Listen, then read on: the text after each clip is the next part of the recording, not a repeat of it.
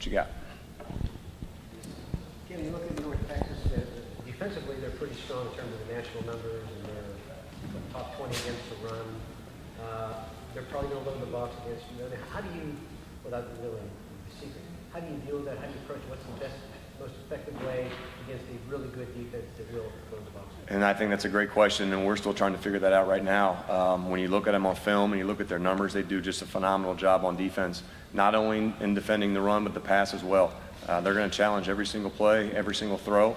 So for us, our perimeter guys are going to have to show up. We've got to make some plays out in space. And we got to continue today to put together a game plan to try to attack these guys. When you're trying to run the ball and they're loading it on you,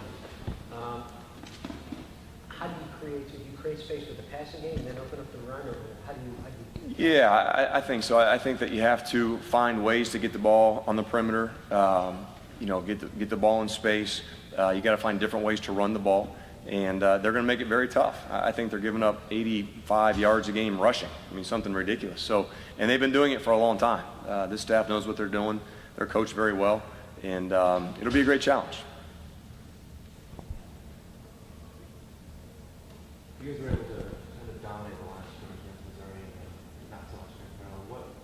What was different? Yeah, I don't know that there was a lot different, other than maybe just a mentality. But we're disappointed in that, and really at all positions, not only up front with the O-line, but receiver, perimeter blocking as well, and just our running backs. And so just in general, wasn't a really good day for us, and sort of at a loss, not really sure why or what happened. But we were much more physical 2 weeks ago than we were last week. I think we've kind of been spoiled with watching Indiana football last 4 seasons that the Hoosiers have always been so effective in the passing attack. That's been like the calling card. That's been like almost always there. Watching film, anything you could detect to explain the struggles against Maryland? I think it's a combination of a lot of things. The quarterback missing a couple shots. The quarterback had some pressure in his lap. The pocket kind of got pushed back on him. Receivers maybe not being at the right spot or the right depth of a route can always affect the passing game. So, to me, there's not one thing to pinpoint all of the issues on. To me, it's a culmination of all those things that I just mentioned. It'd be easier if it was just one thing, right? But that's football, though. When you have 11 different working parts, it only takes one of those parts to be off, and then the play doesn't work, and that's the nature of the game.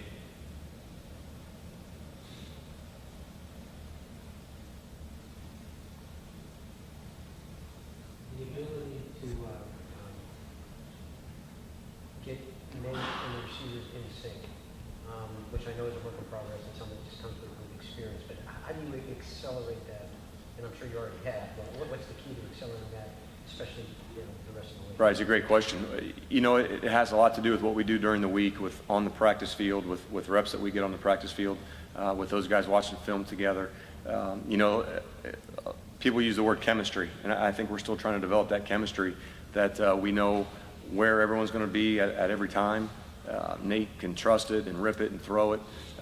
So to us, again, it's something that doesn't just happen on game day. It builds starting today, starting yesterday, and then it builds throughout the week. And then on game day, we need to go out and perform. Are you seeing anything different with Nate's fundamentals? Just his delivery, his completion percentage has dropped. I know some of that has to do with receivers, but just from a physical standpoint, No, not really. No, he's doing the same thing, and if anything, he's gotten better over the last year or so. He's gotten stronger. So no, I don't see anything different with his fundamentals.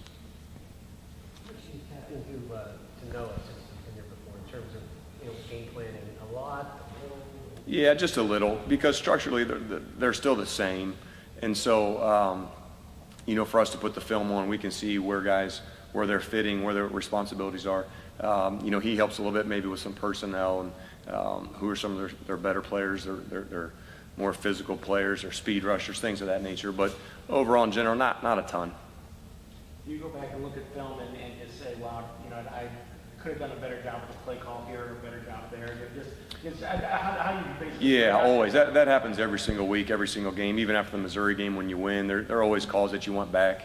And I would imagine that's true with any coordinator at any level in football. That sometimes things happen fast, and you spit something out and you wish you had it back. But that's the nature of the beast, and that happens. And The idea, though, is that you limit those. You know, you call more good ones than you do bad ones. You didn't get a lot of yards out of Shane on Saturday. You need to be more creative in getting him the ball. It's been a couple times. Yeah, you find a way. You know, he's still our leading receiver, or you know, I know that he's up there. He's still having a good year in my eyes. Had a couple drops on Saturday, but yeah, he's a guy you want to try to move around as best you can within the structure of our offense when we can. But he's dynamic. We need to find a way to put the ball in his hands.